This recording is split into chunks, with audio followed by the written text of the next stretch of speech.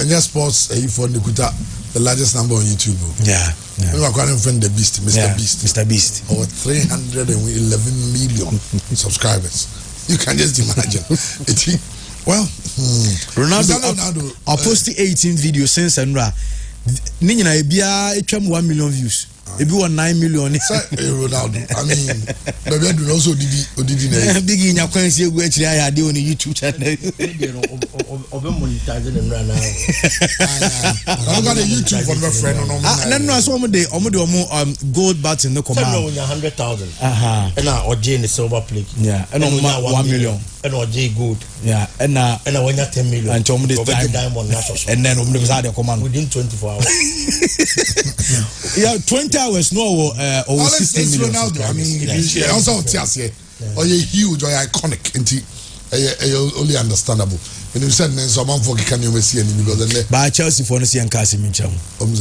So most are Chelsea no ton no told you tons they are moon. And you request Amando so much 30. I'm a switch. So let's see the buy about teams or motons can run a bomb say run a millionaire count. They say the crack is on my tombi. Oh, so it's almost so more tombi. So I send you tone on the highway. Now Chelsea somehow. Chelsea somehow. Oh yes. I hope said the rate of the rate of two players. And when I'm say I say hope oh more have not even the rate at which they are buying, but the kind of players they are buying. Okay. That is where the problem is. All tono, the old criminal, and now all are the quality. Obia you okay? Because that is what the supporters want to see. And Chairman, someone I can say, it don't as if say. And some 12 one Hadiata or Maniasi and I say opponent supporters and a Chelsea. The Chelsea supporters themselves are not okay. Chelsea supporters and Angata. And you okay. Last time Nameka. At the end of the season within a space of 2 to 3 years. It is not as if say yes maybe 50 years na Chelsea in G Premier League. Come on, if you are looking at the 50-year span. Nipa ne wono ma sabe no support Chelsea no after 50 solid years emudo do say na be ho entu be ba beti obe videos obe kinkan bi en se da nya wo yate se bra na wo ho but the supporters some one say sia no almost all of them or a lot of them were there for the past 3 years entu omu Chelsea and Abramovich said the na Chelsea city and all of a sudden na de na sisa akwa din safofro. And I know the supporters they didn't want to come because within 2 years they can't even recognize their club as DJ Drogba said. But Raheem Sterling and they say Sterling imagine the number. It's your question. On the bench coach na catch on point. And in the interview I saw catch on Sterling chairman the Jesse number. It's your question. Now ask now on Liverpool, Man City. Raheem Sterling. Raheem Sterling says to pay you Ipswich and near you may be. Was it still a Premier League in now? I say Ipswich or Premier League. Nottingham Forest. Oh, Sterling will say your friend say Southampton. In a call or call Leicester. Steve Cooper. Aye. On the side we play the breed, you know. Over to Yafa, but Sterling is going to be more because he shall born or born. Oh, but I'll come with some experience in English. I'm not don't tell baby. On time, Chelsea 1 year, we are not good as an argument. But as a start, but the Chelsea is here, yeah. Only Chelsea bought Conference League. Yeah. Omni Servette. When I say Chelsea, we did when the Chelsea shall be 9, I'm there practicing. 9. 4. Jake, something Chelsea Bishop 4. Jake said Chelsea Bishop will bring. I think first half got Chelsea Bishop 2. First half 1.5. To go back to 7. But so better say, how they can you? I ain't tia. O de ka ho a wo gidi o mu. Ye nyam pass ya wa dwen o se wi asini. Mencha awa government, awa ne kwa meme. Is also born say omunya hwe wo ho ane hwe nyom de. Chema ya no kro. Is a bibi woman. Sa no nya botre translate. O timi hwe ni ye. Yo. All right, Titi. Yama Henson, you make a camera darling Poaba. Now I brief you respect to transfers out on the evening.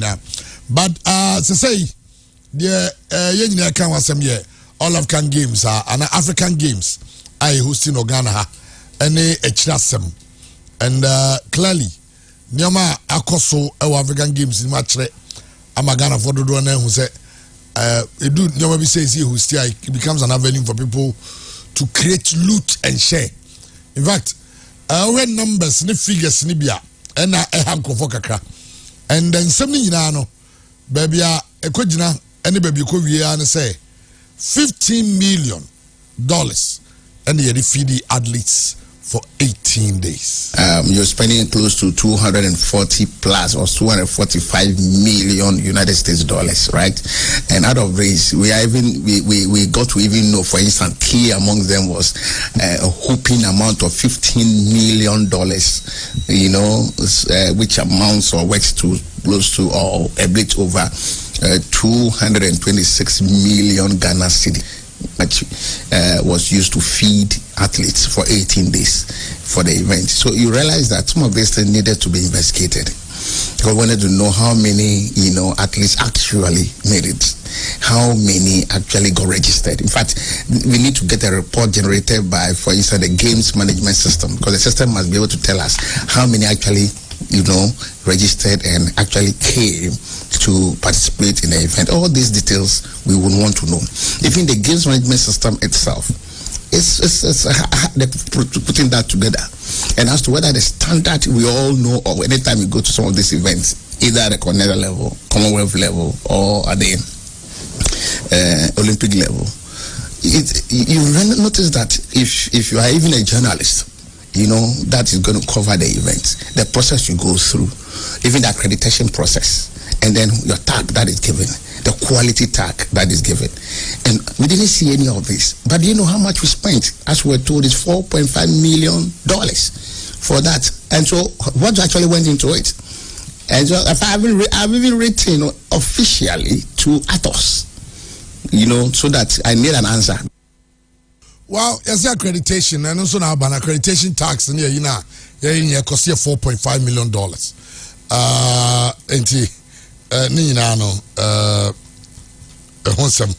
And so our hasi ayede eba. You run mugaka. Maso, sabi bia for call there. Nice one.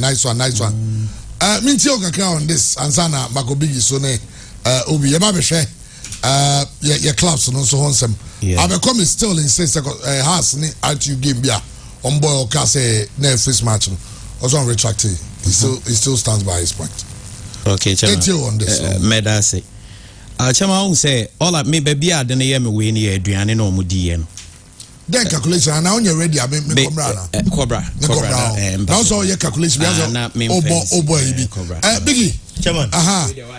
What say if I obi you can now about there.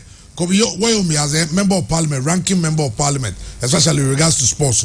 Now also pay, say, your mom just the budget.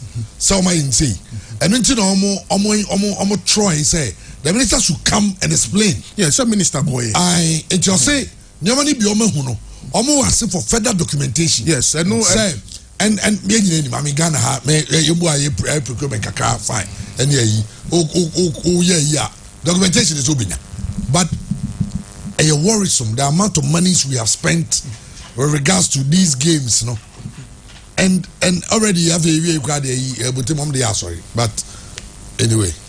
Well, it's a honorable way. $4.5 million on tax. Yes, even on the accreditation issue, also a Akoma campaign, some money. So that's what we are expecting from him as a ranking member, chairman. Figures ne ba bontin say ya.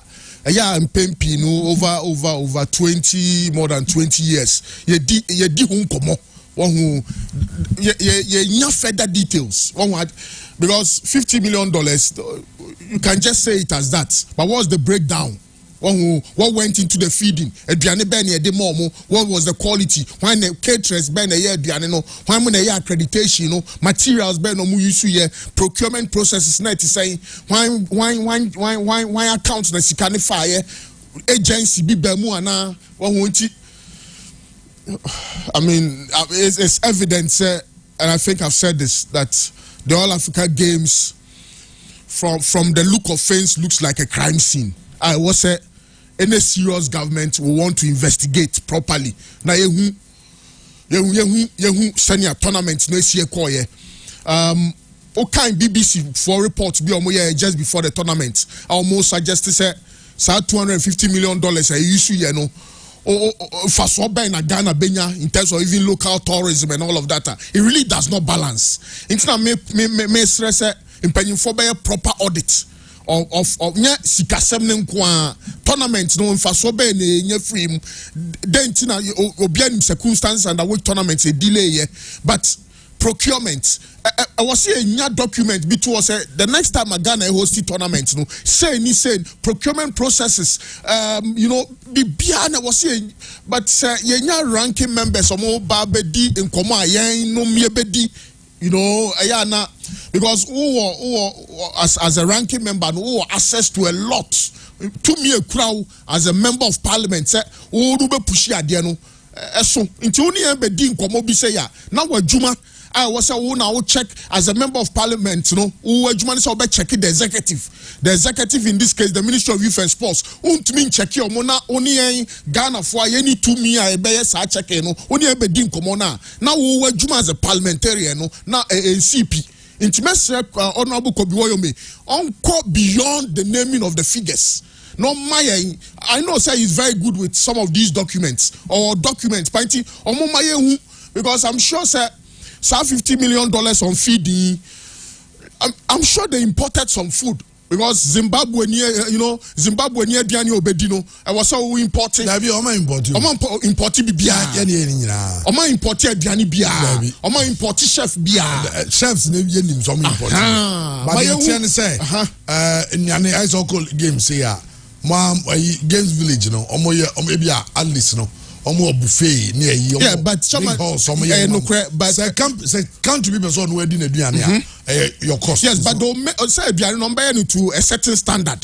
Ordinary, because athletes ne koye juma. Of course. Inti was say biane no a special kakra. Inti ni nyina no maye breakdown no ye koto kwadu ha ye koji we that the same ye koji we anwa magic cube ye koji we dia wa ha ne ye hu baby asika ni bi fa. Oka 50 million sana ye bedi hu komodi hu abobo but yen to me en kohwa ase no.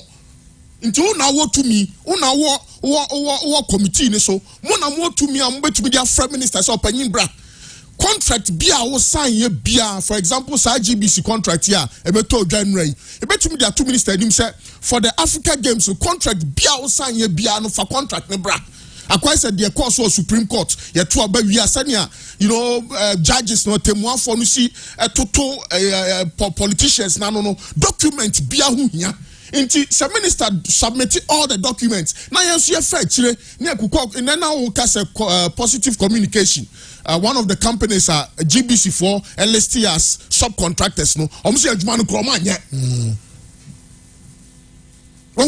at this material moment, two Prime Minister say for positive communication for contract bra. Ojia. No one positive one, so also for a contract bra.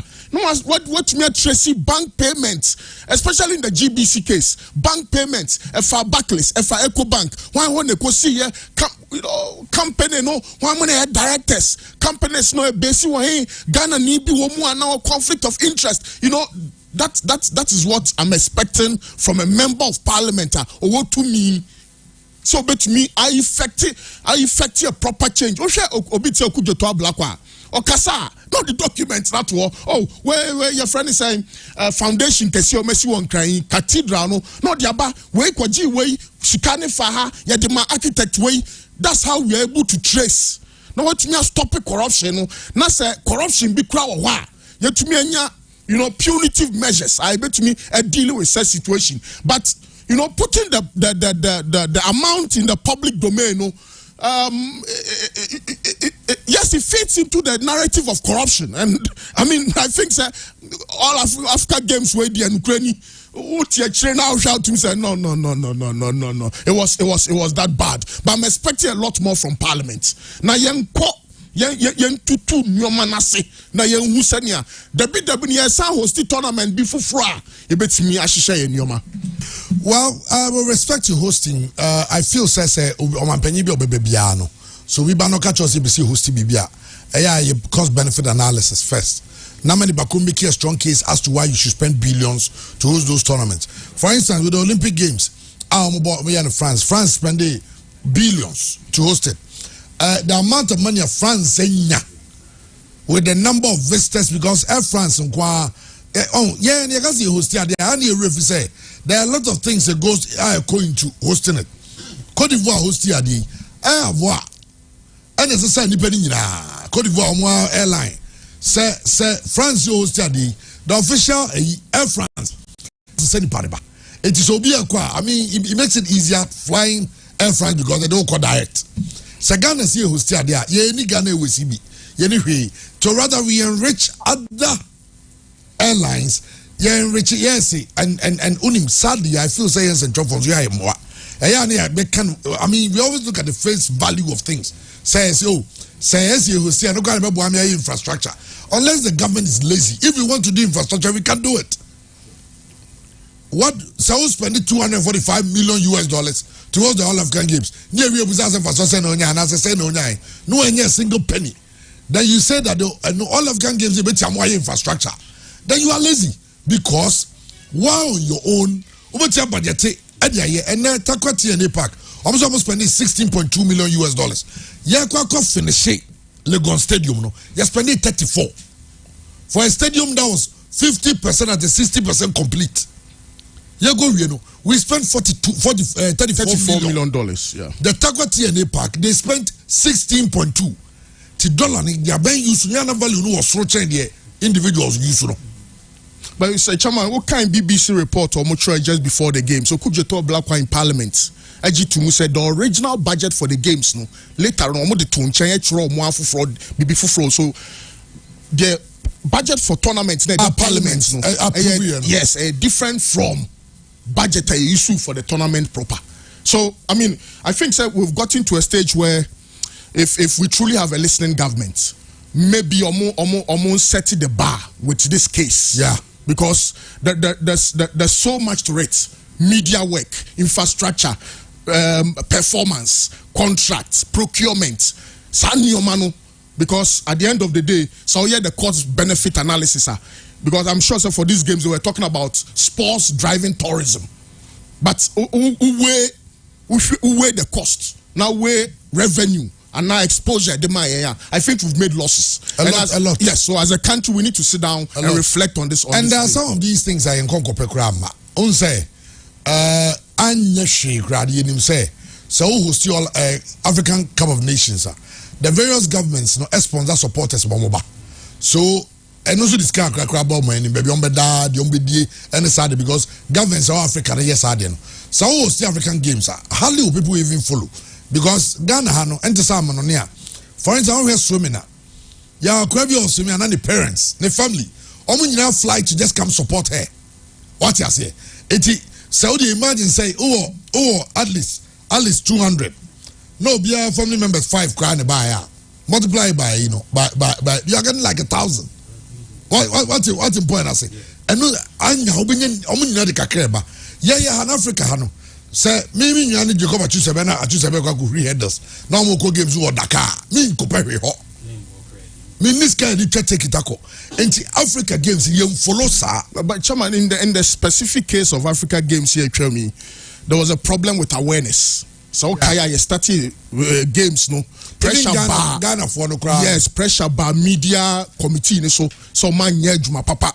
And it's even captured in a lot of reports. Say ne was say Yama improvement it's me basa area ho. But baby say nebebo say Dr. Baumia and Transu say former President Mahama Nebo say Alan Chamatin Nebo say Cheda Nebo wa babyano. Also tro the ministry say you are not going to host any tournament in your ABSF 4 or 8 years. I'll be there. Don't forget about hosting any tournament. Let's spend the money on building for sports infrastructure, investing in our various games instead, because you are spending 245 million. Till your situation where I'm putting footballers going to be in this come on. Your situation where we can sponsor our athletes to go for international competitions. And we just threw this money away just like that. Because you see Ghana so hosting BB. You're the way by driving tourism.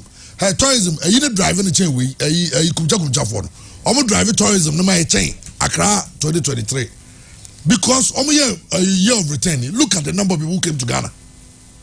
I know your creative as for the driving chain here, you know. So rather than you better you be and no better drive here. Just you invest. Imagine the Ghana football gets to the pointer and then Rwanda for to say place. Near yet me invest. So every year I'm investing $5 million in the Ghana Premier League. Clubs becomes richer. After always a bedu baby no. Now for your players, you better sign it. Those days, Kusinu Toji, Nibombe Wake, Selania Imo, they were national team players of other no more boha. To say there are some instances in Yabi. Then we invest as the ADN, you was cano, but we use it wrongly. Because it's all the Gugu Ghana football ma, Ubi the Bindi, Luko no. So our banker say every year $5 million. Now me about investment in $5 million go in the league, you know. Me go me more and also go me AEB. Say you the other chama clubs no. Say government support to clubs ni. If you know, yeah mamo government, mamo be a 500,000 when you support organization no. But it be a 4.5 we check to clubs because these are people who are employing people. The club be a $200,000 money. And also buy mamo about how you use it. Near you just spending $245 million every year. You know, a need a fake. You call Olympic Games. Boxing cry and qualify. Boxing. And you have 7 athletes as a 6 athletes. I go good war. No mako Philip Puto Niaba. You buy Niaba Cabrofo. You buy invest in and then you can 15 million they could feed in go for. Now say yes for niba 5,000 so I want to video mo. Na say niba you video me 2,644 athletes and a Bekruma. 2,644. Obayem budget say if we be already $100 a day. How much is it? Almost 15 million. And it was only used to feed the athletes in Goa. Yes. Athletes in Goa. And your mobile.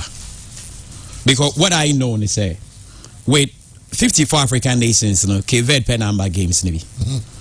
53 in a buy and yenya 23 disciplines almost compete here. In total, no, on say games by chairman, athletes no officials. And now officials say what to so say basa games now officials no so also. Volunteers no will also be catered for. Not technicians as well, then guests like people who will be invited. It'll be a big people also coming. So in all, athletes no 5,000, volunteers were 3,000, technicians 3,000, and the guests were 2,000. 13,000. 13,000. Into games, you know, a nipa 13,000 they buy a bomb hawker. And chairman, all these 13,000 will be fed. But just what I say. Into what I did is this: you have more breakfast, you have more lunch, near more dinner. Me Ghanaian standard, yem fans or mundi aduane bia. Inte bia 200 per ebia every your friend said this ebia in the morning, afternoon, evening 200. That'll give us 600. But also Obi says something, say yes, these are athletes and they'll be catered for well because they are not being the best special. Into my end, it's okay, 1,000 a day per every athlete. For Adrian Bedi, someone in Bay Adrian, I'm the higher calculation. Fine calculation. Inte bia athlete bia no pay special funte 1,000 Ghana. 1,000 Ghana de be 6 Ghana so pepe na sense san catch the bia ambroso into omu chantra no because this is it 50 million Ghana yeah Ghana is your dollar say 1,000 Ghana what they multiply 13,000 by 18 say 18 days no mudie so about 234 million Ghana cedis and all equivalent all they buy equivalent 15 million Ghana cedis so omo de no mo ye say obi adi 1,000 Ghana a day but omo did $50 million 234 million Ghana cedis. That'll give you $15 million. So what it means is that say all of them and athletes in Kwane, all the 13,000 people who came who were catered for by way of feeding their scanner AC 50 million per. So what it means that may be amoroso. But what I say a biso one city amoroso, one city anketri. Me max away their minjindi. At least a bit there. I understandable anaka krebi ankai and so what Ghanaians should understand mbisa say with all these 13,000 people nearby no be a 1,000 Ghana a day on my aduane and pay we number and never my 15 million na sana Ghana aduane die etiana But saying no money athletes in Quadi and they see athletes in Quadi and Gachama and can no match will be. Maxwell, with respect to athletes, you know, the information. Athletes, you know what they do is buffet, no. Okay. Buffet, normal foods, no. Now the fruits, on some more fruits near you. For example, breakfast, there will be fruits, juices, no. Rice, gran, cacao. And your was sadly no never tried any. So go to the Ghana Zuba be the cake and fish and your was it's but me point in the say. And then the so because I was sad the way you want to say the entire games. I was a crime scene for us because a crime across war games we know in terms of stealing, thievery. We said the best hotels. Obi, Oko American, the best hotels. Movie yes, Oko Ghana has the best hotels. Ghana. Honorable Zari, when I could move in Pekine, you know, Kim Piskin, yeah. 500,000. Lancaster, oh, 350. But say for example, Ghana Olympic Committee, because an international organization, on charge in dollar, right? Yeah, they could be charging because it's an international tournament. And because of say an international tournament, they give you huge discount because of the numbers you are bringing. But in the case of Ghana, you can't pay discount. No, Ghana, you can't discount. Accept discount. No grand market them. Of course, I mean, chairman, case where price inflation, price inflation, the problem with in our brain. Obi, sadeni attention this or the back of the account. That is a problem, man. It's because if we are able to trace the sources, we'll be able to find out. Obi koto kube $100. Obi koto. Yeah, nyasa breakdown now. Yeah, I understand. Say the 50 million is only on the athletes. And the chairman, nay, see, when you're down on the nay, so call them. Because per the Amaka chairman feed athletes.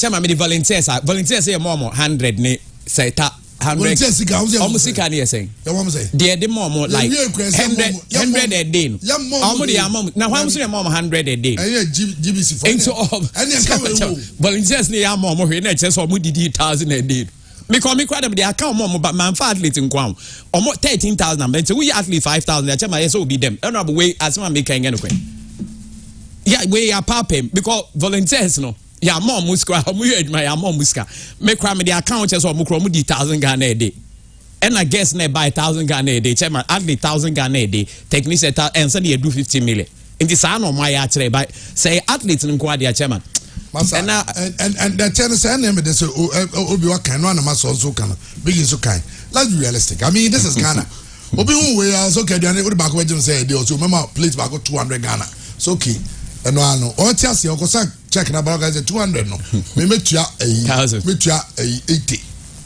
and 100 but the contract na amount but me ko generate the cash na bro ba be jimi de no because me check here per number na 13,000 no yam for Ghana e biaya aduane in terms of food stuff raw any problem what you say it your phone says 13,000 at least your budget $50 a day for every person $50 a day for 18 days meaning $11.7 million US. Okay. $50 a day. Just anybody could be a day odi almost 800 cities. Okay. Yeah. Almost 800. Yeah. And in Ghana. Yeah. 800 cities. The Baba could be a 800 cities. And so now because buffet na high 350. Young was too young was to be so the $250 million you be omudi be ra botema no and botema adani sorry no one you invest so much in your infrastructure and say own take no animu ya into say Real Madrid see Santiago Bernabeu for $1 billion or share them say in the next 50 years or buy any 10 million so no take no but say you're spending $45 million and $34 million in renovating Legon Sports Stadium now see in Ghana sadia let's Ghana she complete they make you will see we be able to and they say sakas ye be host you say you hoy ye kase ye host ya ye nsi stadium bi om hwa enu kwa na be hu ye be renovate ya botre the chance enu kwa na be hu no well because ye be o say afona say ye say even say ye say nya all those infrastructure yeah odi enya matter say ye host go for bi abansa ai ba be extra car ye betimi invest e wa ha akofa the best trainers aba say okay you the facilities and the training company obi wa ha Your budget, your target, your 2028 Olympic Games in Los Angeles. It's you be training swimmers. Exactly. You be training women. You be training women. So Local. that is why we are going your facilities. Yeah, but chairman, you bet me minor tournaments, minor meets. For example, maybe African meets near West Africa, Togo for Mumrani and your competition. Just chairman, the NTSC Sports Stadium at Dahosa. They say Obianko, Obeko Esipon, Maxwell, Obeko Esipon now Kojim. Yeah. Because so we have to use it. You may see says I can home. You may see. Is it born now? Can you see says new district, new regions. I know. So new regions. No, so I know you didn't come out the last time. Because you say new regional capital. Obiya stadium. Obiya audio. Obiya here stadium. Oko Goswa, regional capital. Omu here stadium. But baby say Bechem. I know under the same region or no here stadium. I say Bechem United. Oko Techimaya. Here stadium, but maybe there's another district within Sa region or here stadium. My point is the problem is the breakdown of the amount. Yeah, you breakdown into me and Tracy Adiana Sikano Ombefe Dikwa. Omedi. Now what do you? I did crab say games, no say COVID time and I was here you. But crowd now a whole crowd of Moody's canoe. That's the situation. Chairman, that's why I feel sad because if you have members of parliament, Chairman, it is sad here where Democrats and Republicans bet you more. Opening ceremony, any closing ceremony, cost Ghana $4 million. And you guys too never to opening ceremony, any closing ceremony, $4 million. Medals, cost Ghana $4 million. Inti afe no the budget na ba na afe no the expenditure na afe no the expenditure I say and na no good joke say budget the can buy no e omu jai sa budget to baby prepare for because of say initially near see Olympic stadium. I think the ultimate solution to Ghana's problem sound komo we are dini say we have to get to a time where Ghanaians will have to elect Ghana for nankasa be ye IGP ye be ye chief justice ye be ye attorney general ye be ye special prosecutor and koye sa parties ni mienu. Because in all honesty in Komoya I suspect that there could be a collaboration between the minority and the majority. A best can quite on way back. And the OBN they know if you have $50 million what can is but you know they are friends. Yes, so in this case, Chama, we suspect this be born yakoso. Anka my papa mua. A honor special prosecutor, but I smell something here. But special prosecutor also be appointed. And make us say I was so in our party back. Absolutely. The reason why we are not making progress is that I wish say Uncle Bit say special prosecutor, even say EC boss, electoral commission boss, so be you never so I was saying a referendum. And he says how your man parties so we $50 million yanka you want independent attorney general and can pay and Olympic committee for office akwasi some files but okoye says minister befreno say now be go buy look I can tell you director general of GBC omompaye pressure bia one share juma no be Jeffrey ni seven go buy any of course so beyond there so more pam no of course it and come up be say because the powers that be behind the scenes no collaboration of war too much. You are organizing such a shambolic bogus tournament. You are spending you loan 3 billion IMF loan in terms of no be now loan now the party loan now the party now no I dream back chairman figures where there from I just hope that the minority kujoto omo moye so mo na ntumi amoye dia chairman ye be di hu nkomo say ya omo na wotumi no so betumi push minister me kai say sports minister ansa na we bai chairman de no owo atuma Isaac Siama okay so tournament bi ba ka chance afa no the expenditure ba Egypt till date expenditure my obi ani ho obi sa no parliament ho into parliament ye mpanyin for ye elect him to parliament sikabis nan auditor general says 61 billion cedis from government to agencies and ayira na parliament I share documents and I said no teacher ni bi ko tell say etua ni dia na bro so I chop the money now where you know so ayi on the buy akwaya ne kasa broni ne kasa o get this chairman abroso the chairman broso 5200 no broni ade no wan fa chairman no so broni ade ne ye broso wan kasa abroso o de wan ti broni no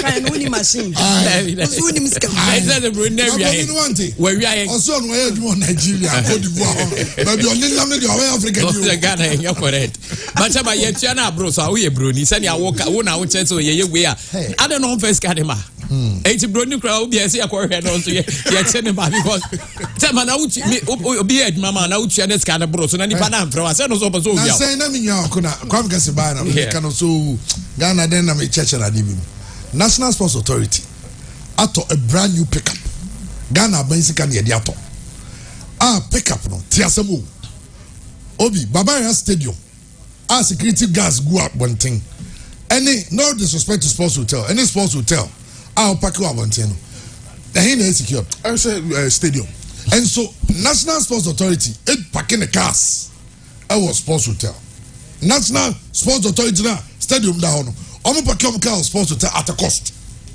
agreed in every Ghana pick up brand new ayira you busa the enter general so reported to police or say there be by everywhere o kwa be so no offer sorry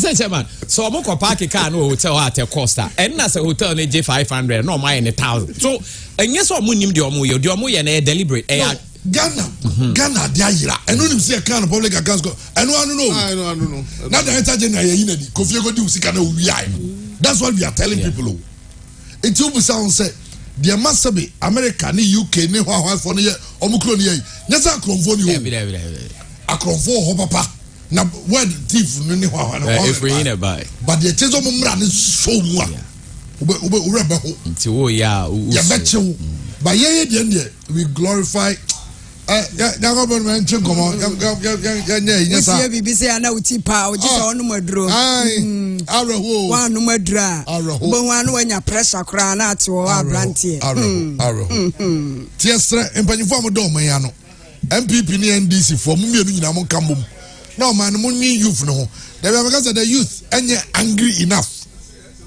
and it's true the youth any angry enough but empanyifo ni enjoy honeymoon omonya careful because you never know na bema tiasia ma bema nguja obasa wo kan asem kra ye mfa de bia na waduane kohye kwa achi ni se ya wuntimi mu adwuma ma na okwa no musrew wo kwa am 2 seconds na ekono enso make say bema watete ahweso sa chairman ti na wo den wo che de oyeship mu adwuma wo mpa so a wo mo bo na de bia no mo nkomodi de bia nkomodi friend and I will share.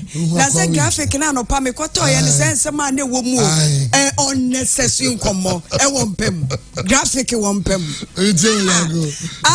This my may Miss Ama Munina Quabao assign Emma Muatina say na eye amuzun komo ebre na asuen edu ha say ya near catch us send that show ho emom yesa so tu for say enkoya de bia ebem apomuden no akwakoye bibie wo ho na ya kire wadu papa bia Dr. Amuzu dia badwaman so ya amanfo enom ya wia ne ya catch us so wo yire nsa so odofo nsa na muntu mirika na momra Dr. Amuzu ho na momaji edu papa ya beboa wapomuden hwe se sika wo ho na se wo yare a obeye de kra en wanya ni gie enti apomuden komodia ya na hu hia apomuden ehu ehia pa Dr. Amuzu sa doctor no na odi abibiduro wode ye repair ewo mema mo akwasi matakala wumu takoba se enemu yade bi ena ache wo enemu yade bi ama wo be ma ye akofom enemu yade nti ama se de ubula matari na mu aye mremremra wode abibiduro wode ye mu alignment wode ye mu repairs na afede wo miemia boat ni net ni mu a na afede mu aye den se ne kane no enu nti be ma wakọ Dr. Amuzu ho na ka wo ye mre baba so kraman bia na ha no ya wokọ ya Dr. Amuzu ma na duro se ne wo aye den se twere ntwenti wo ka se Dr. Amuzu wata wankọ na wa wo se sa doctor no oye penis engineer enu ti na bi say Dr. Amuzu oye penis doctor wo nim de wo mahunu mema no enu nti ya hotoso pa eye Dr. Amuzu hwe wa bie clinic fefefe en wo di mfidie ahyemu ma me dofo yi na se wa wo kɔ na wo koduru ho na wo hwe se de amanfo efe mfidie mu na ye twi wo mogya wurawura mu na ye hwe yare etete na Dr. Amuzu nso na bibiduro ka etu ade ka amanfo ano wo ho tɔ wo mu a ama ho no mo na why busy pa me ka me kyerɛ wo se ka ho na kɔ o watafo nhyiaye so Amuzu Junction wo de wuduru ho no mu a si wa junction so bo se hospital ne asi ni fe glass nko abowuram Dr. Amuzu wo nipa ho adaje se wonu nyina tena se na wone bo nkomo na afi wo de fidie ne hwehwe wa wo ma waduru anu ane se wo ho atɔ medofo Dr. Amuzu aye duru nwanwaso bi e de aba wiase na wiase nyina som ama wiase nyina agye aduro no ato ankasa amanfo asem o mo kan se ya nom garlic aduro na so Dr. Amuzu aduro we die ya ritwam ebi ana me kase no Amuzu garlic bitters no wonum bida sa we your bow so your bema wonum bida na so me ka me chew se aduro no boa yen ema ya yesi so mabunu we your bow we ya bema me ma me a wati dwamu an ntini mu twetwe no wasi Amuzu garlic bitters no wanya mfaso wom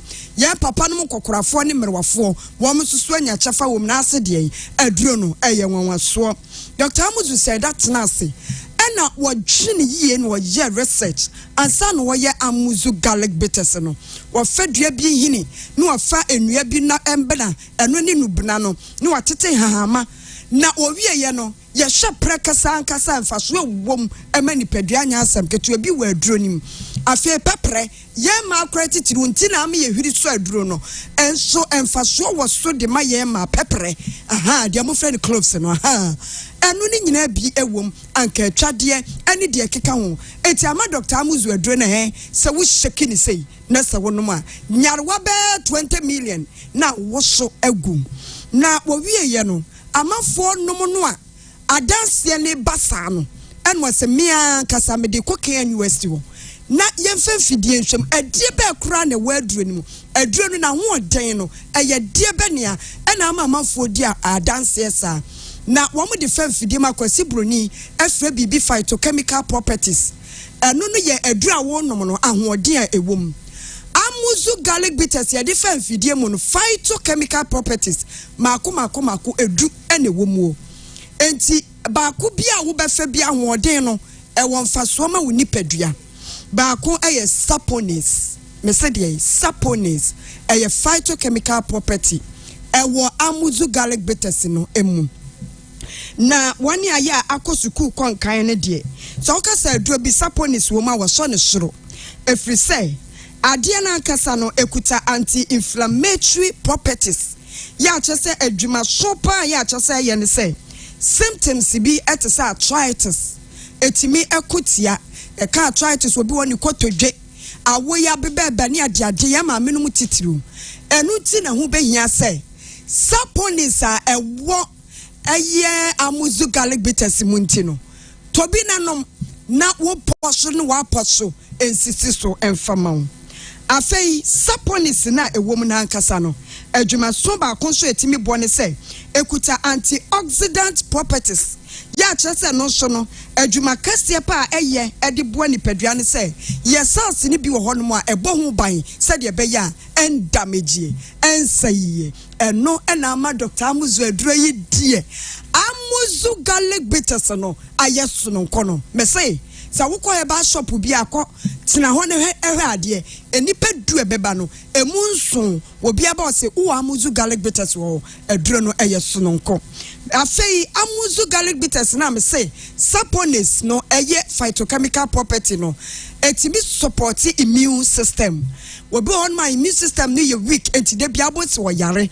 wo dia ne se wo koto Amuzu garlic bitters no sha ase anom afei ye watanize anase tennis eno so ye phytochemical properties ni bia ewo Amuzu garlic bitters nim ade ye ne se eyisa de bone e de free ni padua nim cholesterol afei so krampo no eti pressure eso enti wo ye bema utie me wo yam hihye wo se wo koto pressure aduro bi no mu a wo bema ye ebekọ fom mesro bra ne beto amuzu garlic bitters ni bi wo pressure ne bekọ fom na wo bema ye be hwiri akosoro eno eye secreta ewo aduro no emu afi ye wo alison any selenium ewo amuzu garlic bitters no emu ade a ye de boa mo mema ne se ebo modin ama moja de afusa ne komo sex organs no de epompi moja mekofa ntini mu na afi de akofa wo be memu ani ade na no na ma ne ye bawe se bo ngesi aboba no afi etimi ma no pompi kama efemu na eye selenium na ka ho ntino aboa abo sperm eho ban se de be ya and damage we ya bema wo find it difficult so wo betimi anyinse wo ba wo se pressure ninti agine wo hunsu a koto amuzu garlic bitters na sha sesa wo nom medofo na sa wo nom a wo ya bema wo pressure no ebekọ fom na ebebo wo sperm ho ban ama wo bema ye akosoro etu be hwe no ahye wo ba anyinsen medofo when na medija wo say wo ya bema wo tie sports ya suma sesi ase heba shop na wo mo akire ho no wo pe amuzu garlic bitters eye dro nwanwaso ye ma ye no mu a ye nyamfaso chapo efise yetimi bu ye nsa yie etimi so siesie ya wodie mu enkekaye infections no eyi firi ho no mu enti ema no mu a ye nyamfaso mema no mu a ye nyamfaso mema me ebia no akwa check wo pressure yesi a wo so wo check wo sugar no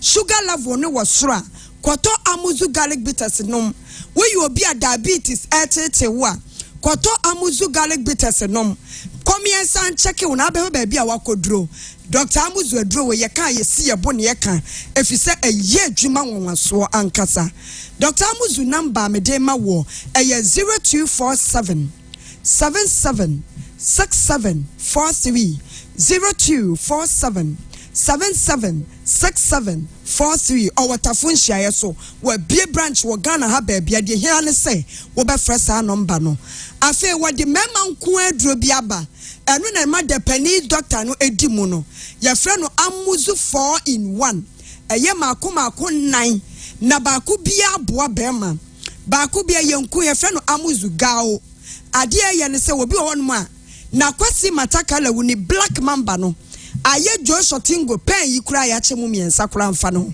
etuwati we hia oba pa na we se de nyankopɔ woti bo ma ye inji capacity ya elastic etuwan say as elastic no enfa woni kese tetreta aye etimeje na wo wodie aye tietia te ekoduru hin enka oba na wodie mpo etuwan say oba na woni na eda no wetimumpem won wan na ni hirete eti say jale bob en wo hwew woni ma de kura wo ye o bema de e wose wo bema timi rubber wo pem so ba ko wase ush wetimu se aka na wo de no amuzu ga wo be ye trick no anopa wadware awie omode aso de bi be massage ubula matari no wo ye nso a wo di free from na ade akosoro e be ye tentene kakraka de amawo ama wode na ba ye wo amuzu yirima enso wo ho eno de afon de enam yade bi ama na shrink no de obeya ne se wo de amuzu yirima no anwumre na wo de massage ne kama wo wie nhyɛ boxes ha ho eno ane so bon sa de yi na yiri anopa na so ba danche ama no good morning boss wo sori ye nyina ne honam sisi ne ho so wonu okro no afemienu no ya aka no ya wo amuzu je wo time ene ya wo amuzu ya eno so ye di etua ye fe no odenden ya ne se be ma wo so sisi mu ya den se ka bompa etia no di betuatua na mo sisi mu aye den na yiyi wo sisi mu amaman ayiyi wo sisi mu hankra nyina afiri ho ada wo betua no na wayi amuzu je wo time no na wanom baako eno na be mu delay wo be che wonye 2 seconds be ma 2 seconds o ma ware ya say wo yo be mfa bi da na 2 seconds wo wi a no wo shan kromo sa akɔhwe nanim a aye basa te se entuma fufuo bi a cha wa adaka mu waso aye adwuma ma wantimi unsatisfy etu be delay wo de amuzu je wo time no na wo di delay e wo mpem kopem so oba no oba reach no orgasm eye adu papa enan ni nyina ye herbs eye heba eti se wo yusu a any side effect bia Fred Dr. Amuzu 0247 77 6743 0247 776743 Sesia Dr. Amuzu Owo Amuzu Junction ewo Tafunhia yeso ye Bemoro market ukon kran a ye wo branch wo ho mo aya mo wo ka so a ye wo branch fefefe ewo ho ni nyina wo frɛ number na ba bia wo wo no ni a kyerɛw amo akɔ branch ben wo no akɔgye edu papa we bi mo wa brochira mo frɛ number no na ye momodi ase be pass e di abramo 0247 776743 Bematia C ema bema wuda Dr. Amuzu aso ye ene akodi nkomo no nti wahu sade ba bia de wo ha no enso ebetumi afa na wanya ho pomasibre bibia be kama enso de ma yeguso re nsam de ba ha pure 95.7 FM yanto so ne yeni nkomo na Cashaton sade wote marathon wote singaton kukaton ene aton nya se Cashaton ye cheska aton ni nyina eye 8 enka ne Airtel Tigo wo ene 2.3 billion Ghana cedis enka ne Ghana skano ene wa yi so omo che enso de ma Ghana for chefa wo minti make sure se obetnya de oben so fa phone akọ bia wo messages no na type a start echo 4421 start echo 4421 and as a visit cashaton.at.com.gh and one no na join the daily promo no at your daily renewal fee 70 pesos a penny per do and a week bia ye chom amazing cash air prices every week entifa unsem Samsung and a boost with chances wa bra ye wie aye promo na ye be Samsung chis kenepa mi ense chemuska na de oben so be bo aye BUI buy no asende 4421 and all top points we are when our points ne do so 50,000 Ghana cedis de ma what also me no 30,000 Ghana cedis me sa 20,000 Ghana cedis and on sabet aka we promo regulated by the National Lottery Authority our Caritas Lottery platform ne so as never start echo 4421